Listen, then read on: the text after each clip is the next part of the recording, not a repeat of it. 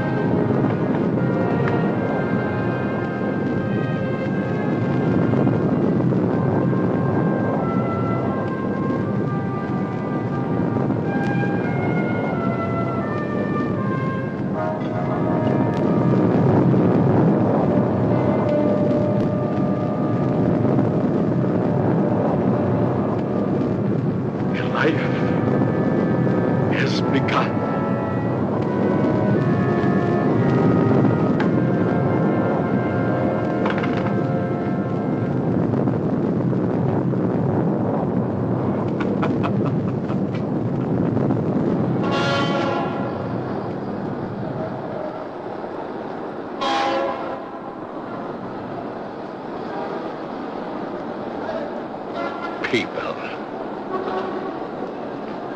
all going somewhere, all with their own thoughts, their own ideas, all with their own personalities.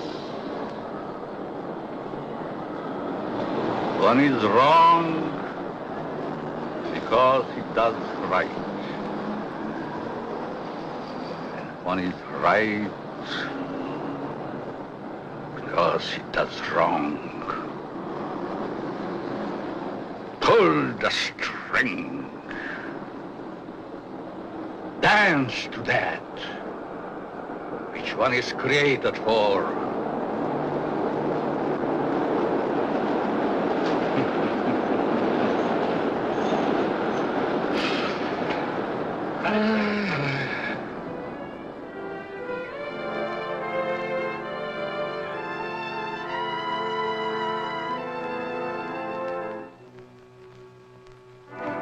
A new day is begun.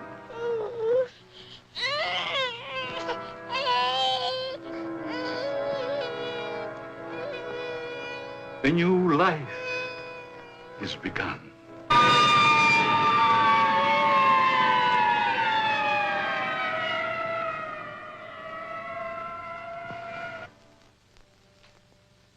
A life is ended.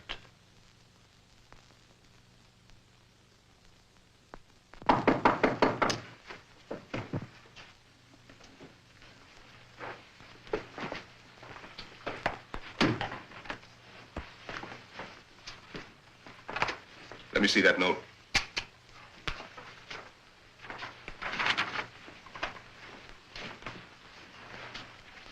The records will tell the story. I was put in jail recently. Why? Because I, a man, was caught on the street wearing women's clothing. This was my 4th arrest for the same act. In life, I must continue wearing them. Therefore, it would only be a matter of time until my next arrest.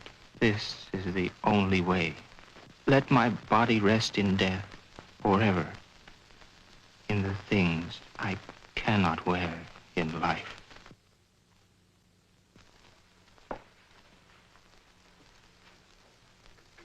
Inspector Warren is here to see you, Dr. Alton. Oh, yes. Show him in, Miss Stevens.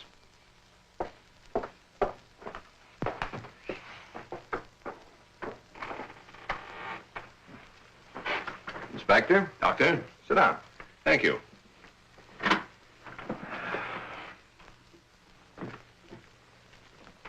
You're a very busy man, Dr. Alton, I know. I appreciate this time you're giving me. Business or pleasure, Inspector? In a way, business. From policeman to inspector, 20 years of it. I guess I've seen everything there is for a policeman to see. Yet I wonder if we ever stop learning. Learning about which we see. Trying to learn more about an ounce of prevention. I'm a man who thrives on learning. We only have one life to live. If we throw that one away, what is there left? Doctor, I'm hoping to learn something from you. And with that knowledge, maybe save some human from a fate which I just witnessed a few days ago. A 4-time loser. This type of case comes to me as well as yourself many times during the course of 1 month. The suicide? The suicide. Most of us have our idiosyncrasies. This fellow's was quite pronounced. Yes, but I wonder if it rated the death warrant it received. I don't think so. Well, that's why I'm here today, Doctor. What do we do about it? I've always heard you to be a hard-hearted policeman, Inspector. Isn't that what's thought of most policemen? The laws are written. The policeman is hired to see that those laws are enforced. We have a job to do. As in most jobs, there's always somebody who doesn't want that job to be done. In most factories today, the employer has put up suggestion boxes. Even the employer needs advice once in a while. I think in the case that we're referring to, I need advice. Maybe it shouldn't have happened as it did, but it did. Perhaps the next time we can prevent it. Let's get our story straight. You're referring to the suicide of the transvestite? If that's the word you men of medical science use for a man who wears woman's clothing, yes. Yes, in cold, technical language, that's the word. As unfriendly and as vicious as it may sound.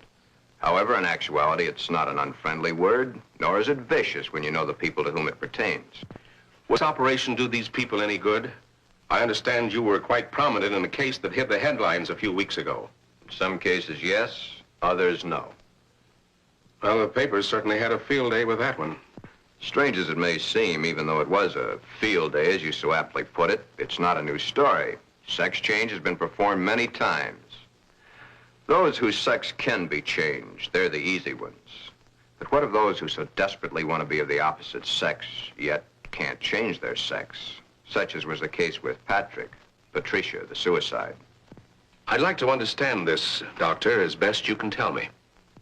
You can only fully understand the sex change by taking 2 entirely different cases. 2 men with exactly the same background, from childhood to manhood and on to their own decisions and destinations. I'd like to hear the story to the fullest. Only the infinity of the depths of a man's mind can really tell the story.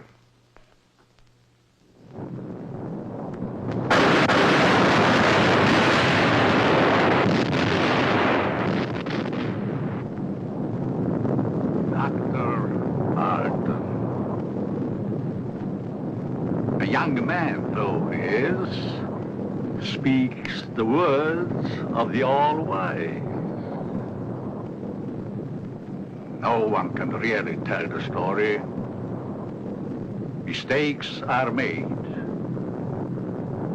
But there is no mistaking the thoughts in a man's mind. The story is begun.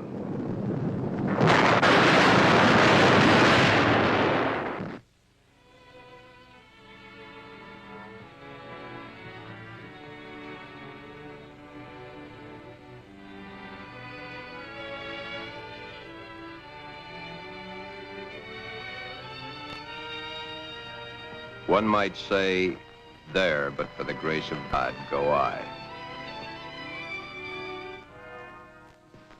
Why is the modern world shocked by this headline? Why? Once, not so very long ago, the people of the world were saying, airplanes. Why, it's against the Creator's will. If the Creator wanted us to fly, he'd have given us wings. but we fly. Maybe some of you may still remember an even sillier remark. Automobiles? Bah. They scare the hosses.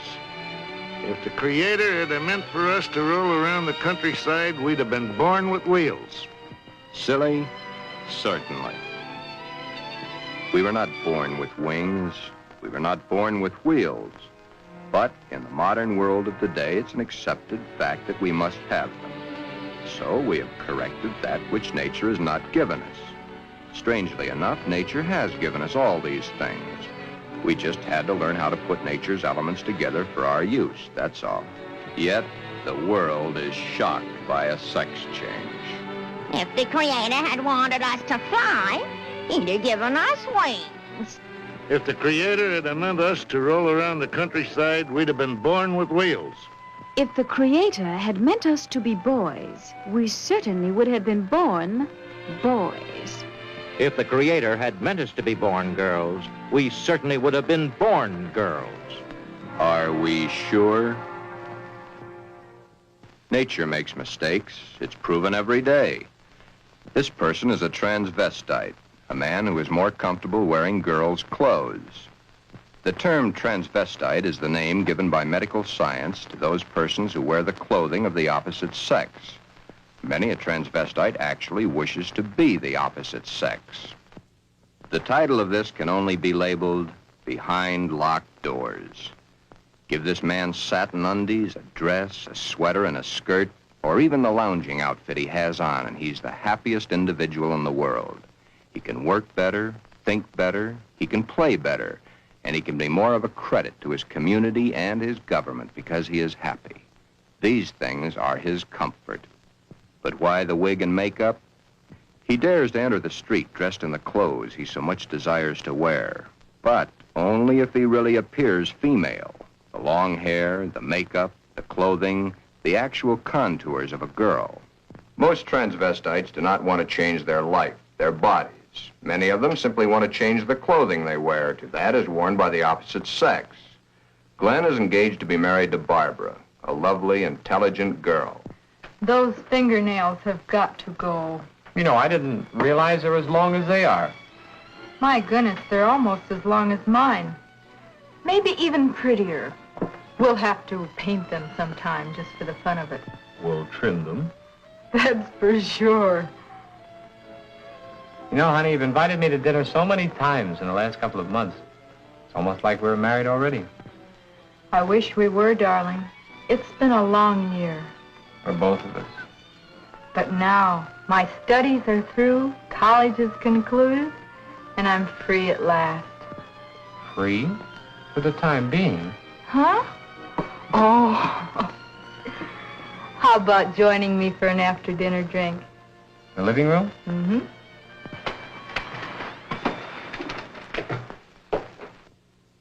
Modern man is a hard-working human. Throughout the day, his mind and his muscles are busy at building the modern world and its business administration. His clothing is rough, coarse, starched, according to the specifications of his accepted job.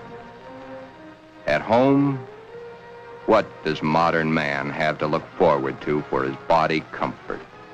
The things provided for his home, a wool or flannel robe, his feet encased in the same thick, tight-fitting leather that his shoes are made of. These are the things provided for his home comfort. It doesn't look so comfortable, does it? And get the hat. Better still, get the receding hairline. Men's hats are so tight they cut off the blood flow to the head, thus cutting off the growth of hair. 7 out of 10 men wear a hat, so the advertisements say. 7 out of 10 men are bald. But what about the ladies? Yes, modern woman is a hard-working individual also, but When modern woman's day of work is done, that which is designed for her home comfort is comfort. Hats that give no obstruction to the blood flow. Hats that do not crush the hair. Interesting thought, isn't it?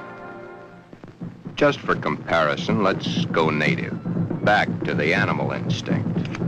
There, in the lesser civilized part of the world, it's the male who adorns himself with the fancy objects, such as paints, frills, and masks. The true instinct, the animal instinct, bird and animal life. Is it not so that it's the male who is the fancy one? Could it be that the male was meant to attract the attention of the female? What's so wrong about that? Where is the animal instinct in modern civilization? Female has the fluff and the finery, as specified by those who design and sell. Little Miss Female, you should feel quite proud of the situation. You, of course, realize that it's predominantly men who design your clothes, your jewelry, your makeup, your hairstyling, your perfume. But life, even though its changes are slow, moves on. There's no law against wearing such apparel on the street, as long as it can be distinguished that man is man and woman is woman. But what is it that would happen were this individual to appear this way on the street? You're doing it now, laughing. Yet, it's not a situation to be laughed at. Thus, the strange case of Glen, who was Glenda, one and the same person, not half man, half woman, but nevertheless, man and woman in the same body, even though by all outward appearances, Glen is fully and completely a man.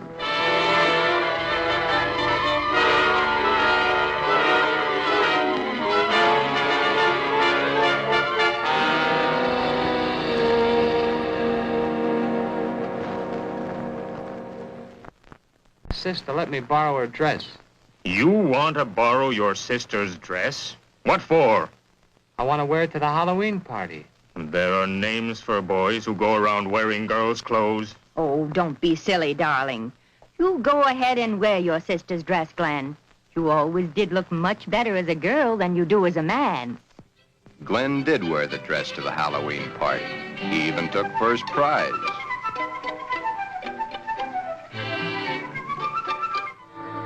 Then one day it wasn't Halloween any longer.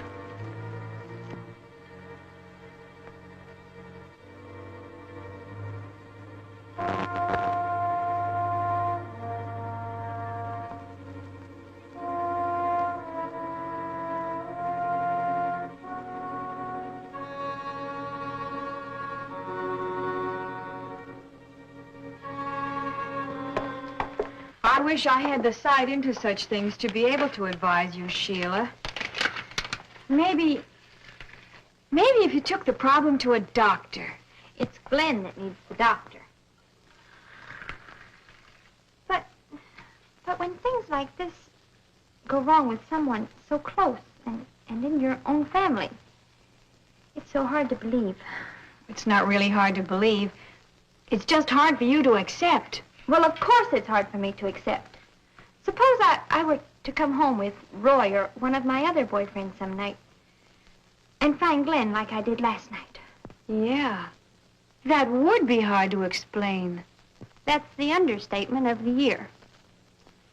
Just how does one go about introducing your friends to your brother when brother's wearing your best sweater and your skirt and makeup to boot?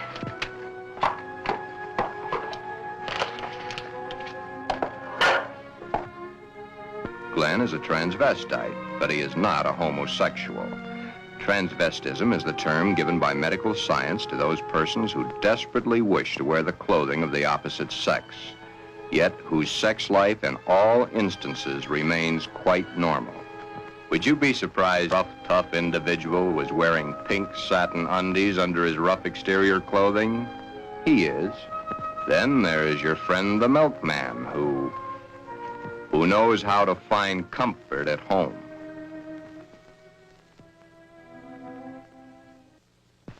I can't stand it any longer. He wears all my clothes. Nothing is sacred to him, even my briefs. He has every one of my sweaters stretched out of shape. Of course, he has always replaced them. But then, they didn't last long either. But, Your Honor, ruffles on his shirts and shorts. Really? Glen and all the hundreds of thousands of other Glens across the nation face quite a problem. Glen is engaged to be married to Barbara, a lovely, intelligent girl. The problem? Glenda, Glen's other self. The girl that he himself is, his other individual personality. You look tired tonight, Glen. Yeah, I guess I am. It's been a long day. Have you seen the paper yet? No, why? Isn't that a strange case? I wonder how some people's mind works. Well, some people aren't happy the way they are. That's a pretty drastic step to take. If it's the only way, I'm for it. I wonder what I would do in a case like that if I were in the mental turmoil that that person went through. Or if I suddenly realized that something was mentally wrong with you. Ooh, it's hard to visualize. Here we are, two perfectly normal people, got to be married and lead a normal life together.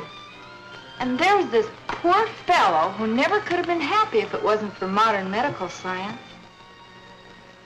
Our fourth term in psychology explains a lot of the facts, but I'm afraid the end of study is only the beginning of reality. Glen's problem is a deep one, but he must tell her soon. She's begun to notice things. His nails, his eyes when he looks into a ladies' store window. So many of the little things that are hard to hide. Soon she will realize. Then there was the time Barbara was wearing the sweater Glen had always wanted to feel on his own body. It was becoming an obsession to him. He must have... What's the matter, Glen, darling? I guess I was daydreaming. Something seems to be troubling you. Why don't you tell me? It's nothing. Once, long ago, just after we started going steady together, we promised we'd never lie to each other. Are we gonna start now, just because we're engaged to be married? It's just that... Oh, Barbara, it's nothing that a little sleep won't cure. It's been an awful long day. It's more than that. Come on, tell me, darling. Who knows? Maybe I can help. That's just it, you could.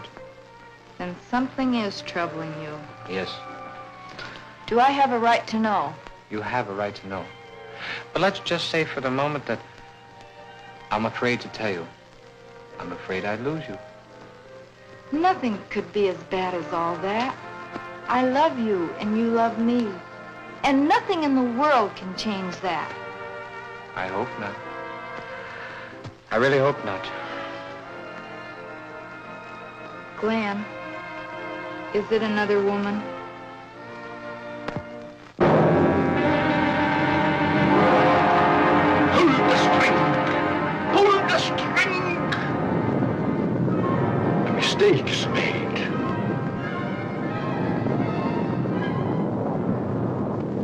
A story must be told. Always the same. He's not had the nerve to tell her. But he must soon come to some conclusion or forget the marriage. Should he tell Barbara of his Glenda now, before the wedding, or hit her between the eyes with it after, when it might be too late for either of them? The world is a strange place to live in. All those cars, all going someplace, all carrying humans which are carrying out their lives. The world is shocked by a person who changed his sex. Glenda is shocked also, but by another reason. Someone like her had the nerve to do something factual about their situation. There are so many problems for Glen and all the other Glens. Perhaps the fear of discovery of the underthings they wear beneath their regular outer clothing, or that which they wear during their nightly visit to Morpheus, god of sleep. Thank you very much, and I'm sure she's going to enjoy it very much. If you want to return it, be sure that you bring the sales slip. Thank you.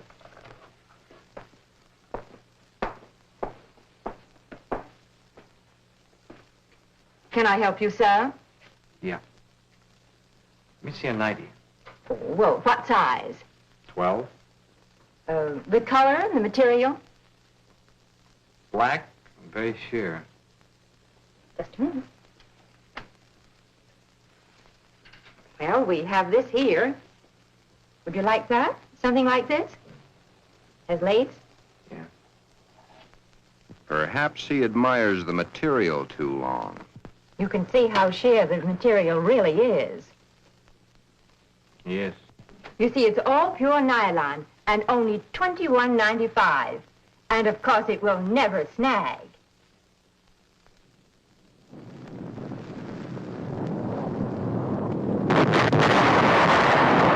But Glen and Glenda and all the Glens and Glendas have an even bigger problem.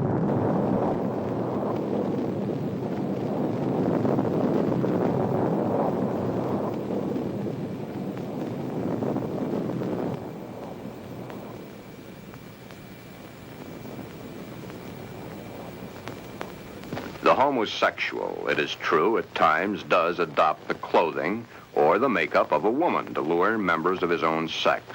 But this is not so for the transvestite. The transvestite is not interested in those of their own sex. The clothing is not worn to attract the attention of their own sex, but to eliminate themselves from being a member of that sex.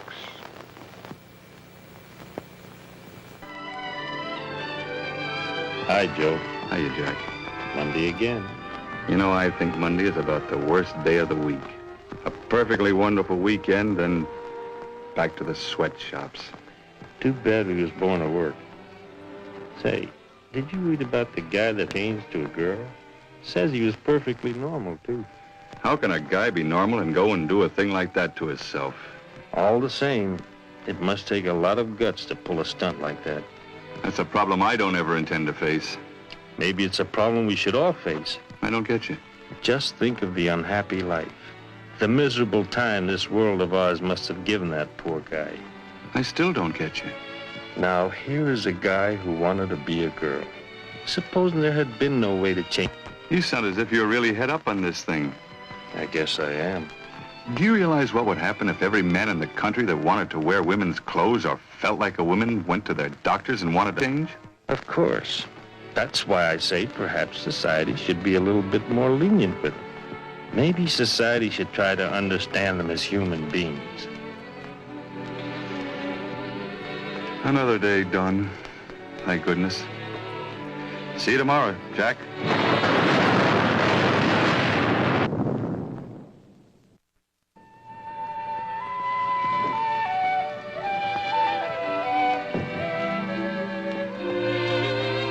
Hi, Glen. Hi, Johnny. Come on in and hit it right for the kitchen. I can't let that dinner burn. You know, I thought I was going to have to eat alone tonight. Well, you probably will because I've already eaten.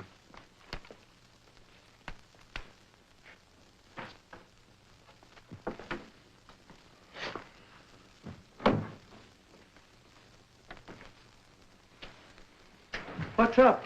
Nothing much. Say, you really look down in the dumps. I guess I got a problem. Haven't we all? I mean a real problem. One like I've never had to face before. Our whole existence is one big problem after another. I want to get married. You have a problem. When did this all come about? For nearly a year, I've been engaged to a very wonderful girl. Now the time is getting very close to the man with the book. I'm scared to death. You love her? Very much. Does she love you? Yes. There's no problem. Marry the girl. Are you forgetting about my other self? You'll have to tell her, of course. Yeah. I have to tell her. But when? Before? Or after? I think you know the answer to that one yourself. My mind's in a muddle. Like in a thick fog. I can't make sense to myself sometimes. I thought I could stop wearing these things. I tried, honestly, I tried. I haven't had a stitch of them on for nearly 2 weeks until tonight. Then I couldn't stand it anymore. I had to put them on or go out of my mind. I'm afraid I'll lose her. I don't want that to happen because I really love her. Okay. Here's a story from fact. Johnny tells his story. He had not too long ago been married himself. He had kept quiet about his transvestite desires in the hopes that the new wife would never discover it. However, one day, the little woman came home unexpectedly an hour early.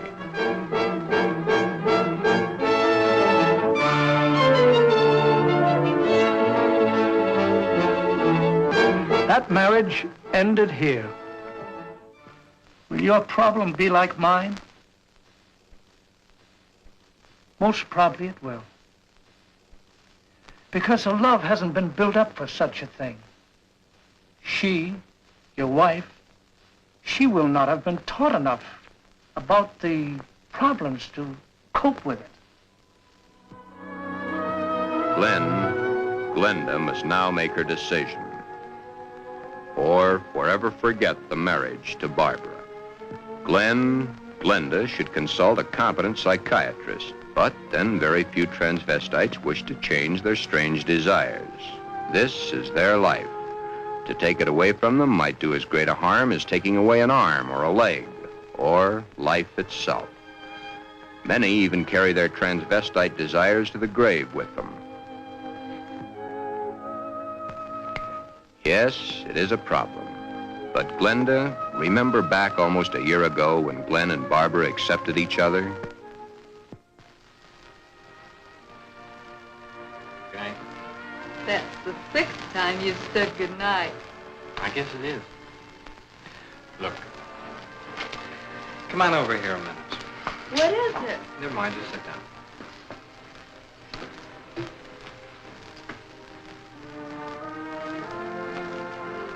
Oh, I was beginning to think you'd never get around to it.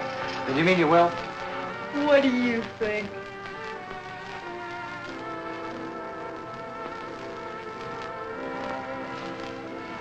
When? I must finish college first. It's only 7 months to go. Well, now, that's hardly long enough for you to get a trousseau together. How would you know about such things?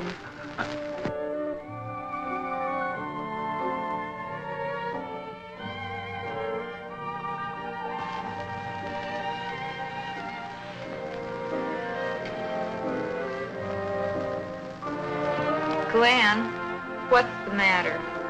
Huh? All of a sudden, you seem 1,000 miles off. Yes, I guess I was, huh? That's a mighty pretty dress you're wearing tonight. I wear my best to please you. You know, when you look at me, you just tie me in knots. I love to tie you in knots. Oh, I'll be so happy when these next few months are over. Some special reason? Of course. So you can stop kissing me goodbye at the door every night. Yes. So you can hold me close to you always. Yes. Then all you'll have to do is call and close your eyes to feel my lips on yours.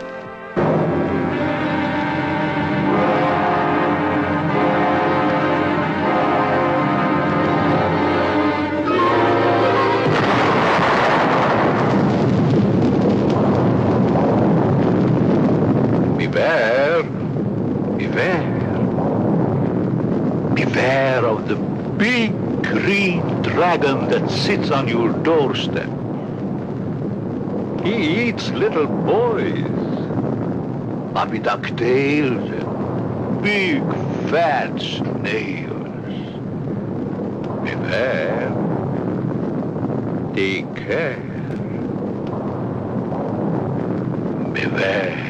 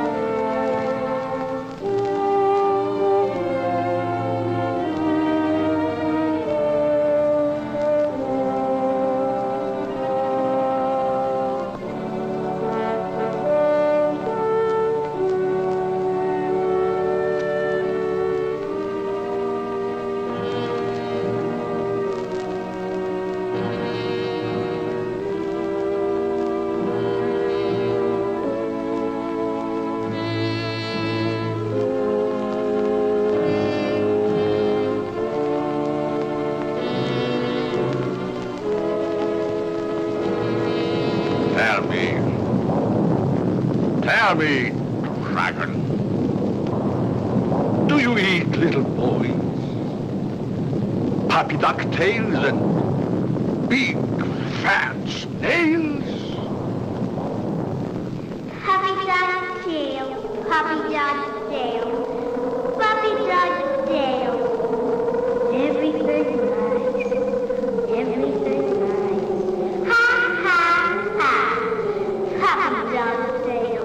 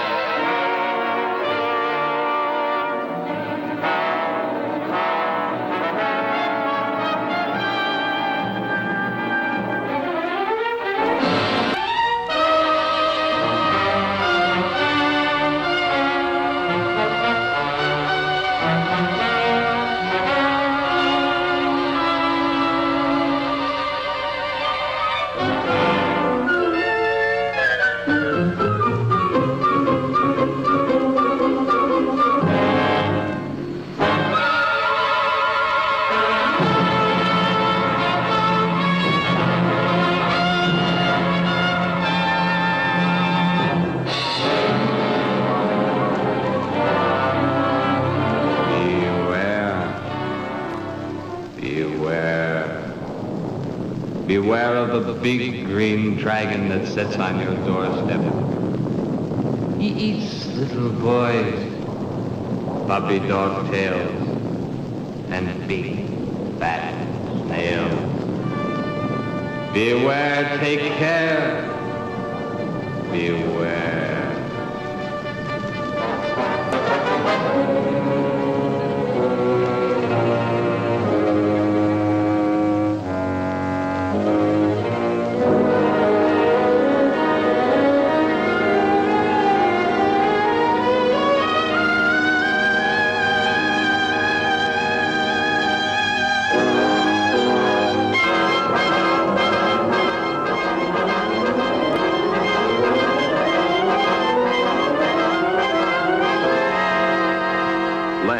Glenda has made the decision.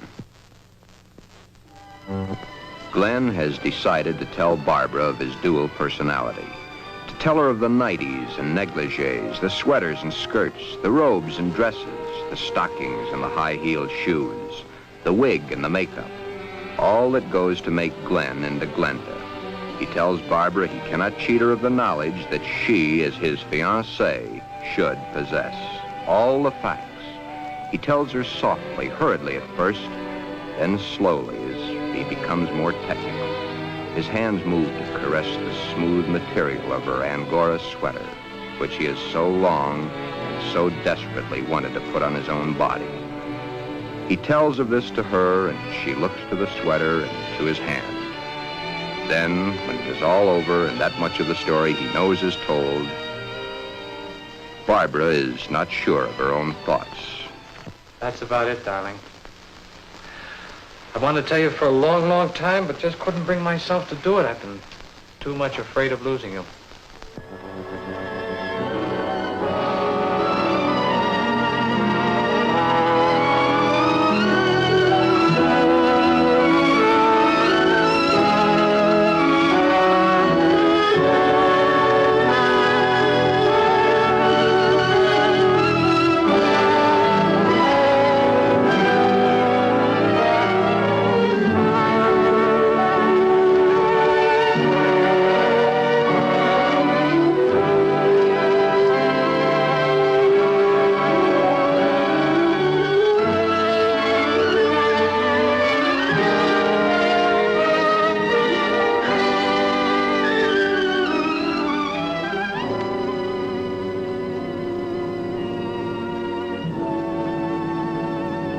Glen, I don't fully understand this, but maybe together we can work it out.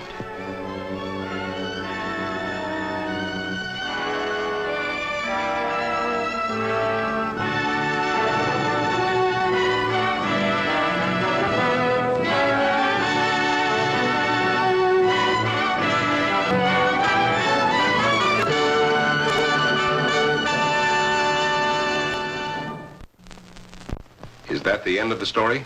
Not quite. I'll get back to it in a minute. Glen's case is really the lesser advanced type cases. The second case is an extremely advanced one. However, I'll get to that in a moment. First, you must realize that each transvestite the world over has his own particular problem. Each case must be handled individually according to the person, his past life, and his problem. And he isn't a hermaphrodite? No more than he's a pseudo-hermaphrodite. Glen's case was entirely of his mind, brought on by the environment of his early youth. What about their children, Doctor? Would their children become the same way their father is? No. Transvestism is not hereditary. Well, what makes these men want to wear girls' clothes? Many things. But as I've said before, it usually starts in early childhood from one cause or another. Technically, each case has the same beginning, just a different set of circumstances. Are any of them actually cured? Oh, yes, many of them. Once the source of supply is found, it can be stopped, unless the patient refuses to cut off that source of supply. Then the way I get it, this Glen and the character he created, much as an author creates a character in a book, was invented as a love object to take the place of the love he never received in his early youth through lack of it from his parents. The character was created and dressed and lives the life the author designs for him to live, and dies only when the author wants him to die. Correct. except that for the character Glenda to die, the elements must be right. But to enlighten you a little further, there's the second story, that of an extremely advanced case. Let's call this person Alan, Ann. Alan had a mother who wanted a little girl. The father didn't care much one way or the other. Alan did not enter the competitive sports that the other boys of the school did. However, he was an extremely studious boy and always had above average marks in his subjects. Yet sports, girls' sports, he always was interested in. But he was rejected by the girls and also rejected by the boys. It seems he belonged to neither of them. After school, Alan would go home to find the mother who had always wanted a girl and the father who didn't care one way or the other. He enjoyed doing the woman's work around the house. Alan was becoming a woman and didn't realize it. A woman in mind only, but the mind rules. Then came the fateful year of 1941. Alan was drafted. He was accepted. In the Army, he successfully passed his vigorous training. He did not like it, but then there were the weekends for his particular diversions. On his weekend passes, he would go to the nearest town where he had a suitcase checked in a public locker. In the suitcase, he had the things he loved to wear, that which made his body appear to be what his mind believed it was. Then the day of embarkation came.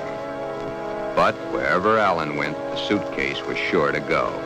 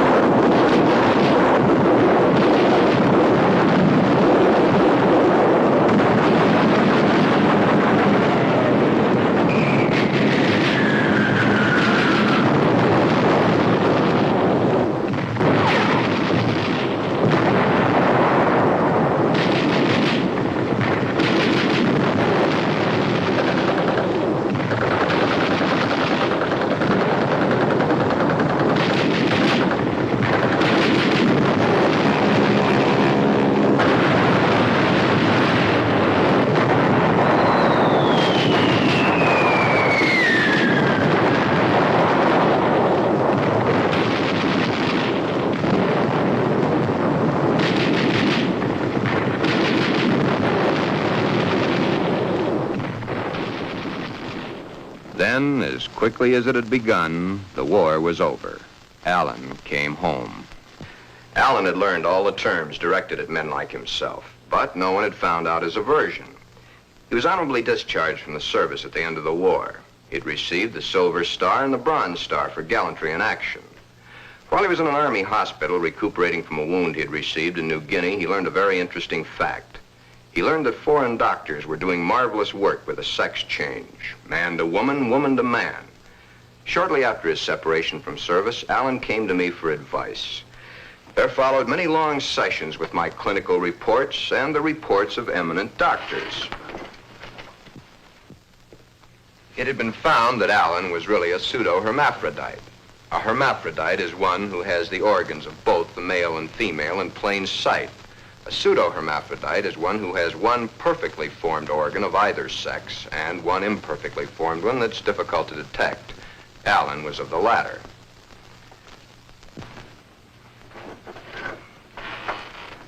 Alan was then given his choice. That which nature had given him was a mistake.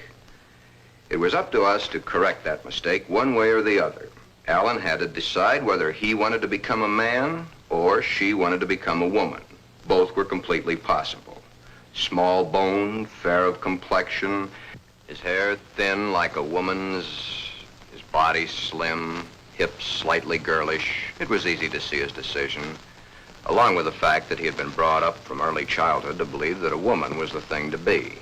Alan decided to become a woman.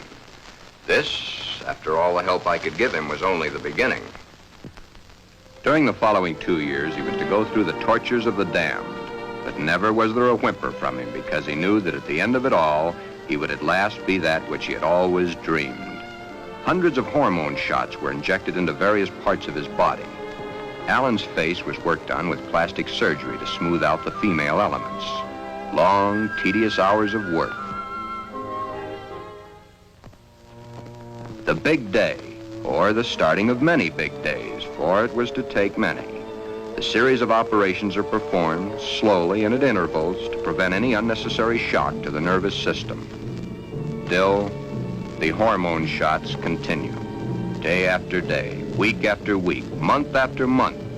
And even then, when the operation is over, the sex has changed, the shots must continue as long as Alan lives.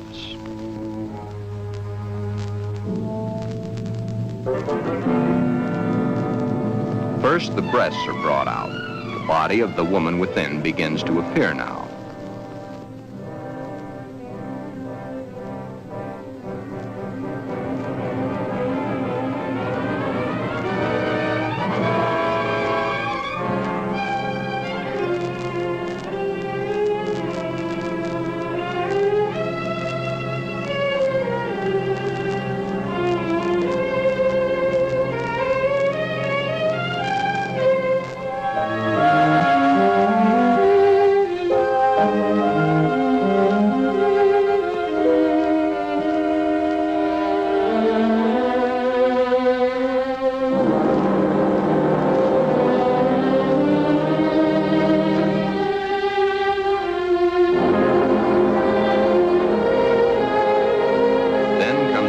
Surgery, the removal of the man and the formation of the woman.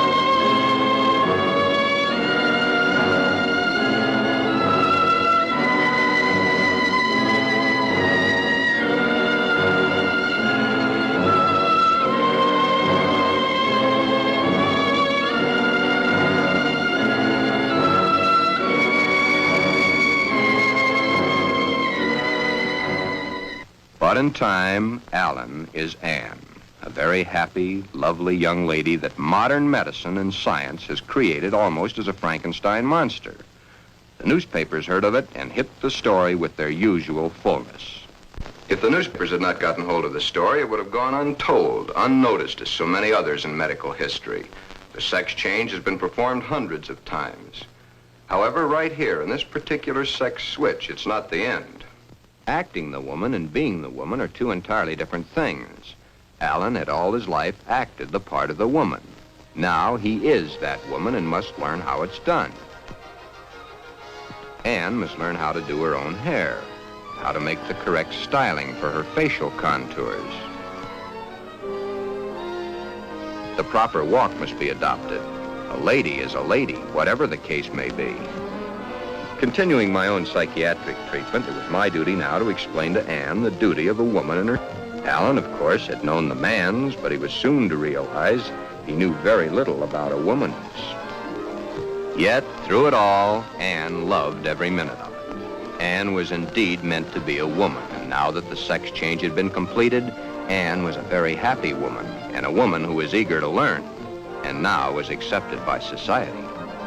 A woman born at the age of 24, in a world that for 24 years she had seen as a man, but a woman who now would, and was properly instructed in how to accept, a woman's world. Thus, this case, which has a happy ending, is due entirely to the corrections made by medical science. I've had several such cases. In fact, in my 20 years of practice, I've been prominent in 7. However, my colleagues have had hundreds. Then you believe that the Glen of the first story should have the sex change? In Glen's case, no. No, indeed. Glen would never be happy with a sex change. The Alan of your story ended happy? I'll tell it to you exactly as I told it to them. Shortly after Glen told Barbara of his love for girls' clothing, he started treatments with me. On the last treatment, both he and Barbara came to me. I told him the same story of Alan, Anne, as I've told it to you, Inspector. Anne was a pseudo-hermaphrodite. Even though one of the sexes was imperfect, she had the organs and the characteristics of both the male and female. Glen's case is an entirely different type of case. Remember I said, no matter what the case, it's a different thing. A new problem to be looked into, then solved. A new challenge to the psychoanalysis. Glen's body holds only one sex, that of the male. In all our talks, I've learned these pertinent facts. Glen's father had no love for his son. His father wanted Glen to be a football hero or a baseball player so that he could brag to his cronies down at the corner saloon as his cronies bragged to him about their own sons. Thus, the ruse of Glen's fictitious character. He invented it when he could find no love from his mother and no love from his father. His mother had hated her own father. Glen reminded her of her father. Therefore, she gave all her affection, love, and attention to her daughter. Glen then decided also to become a daughter. Glen, you can kill this fictitious character of yours anytime you wish. For your happy ending, it's the only way. Then you think I can kill this second character by transferring her qualities to Barbara? Exactly. But as the author and his character, the elements must be right. It's up to you, Barbara. You must take the place, give the love, and accept the facts that Glenda has always accepted. If you love each other as you now believe you do, well, it'll be a hard job, but you'll enjoy doing the job. Should I let him continue to wear girls' clothing? Or should I put my foot down? If you put your foot down, he'd only go behind closed doors. Love is the only answer. Glenda must be transferred to you. Supposing Glen never gets over wearing girls' clothing. Would it matter to you very much?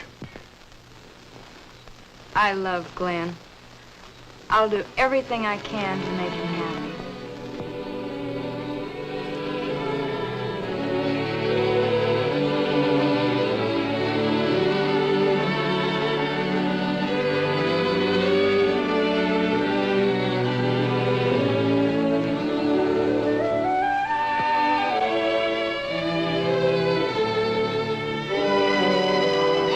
The end is only the beginning. Time passes.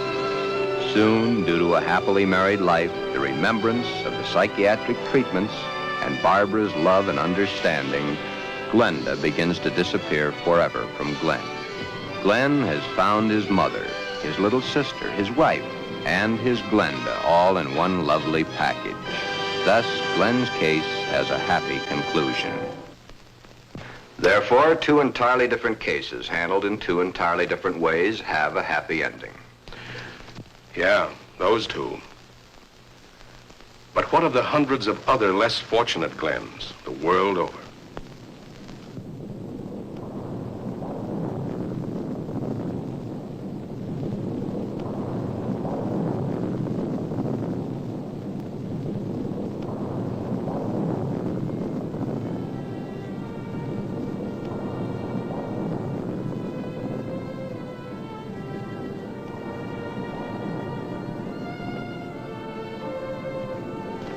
Yes. But what of the others? Less fortunate Glens, the world over.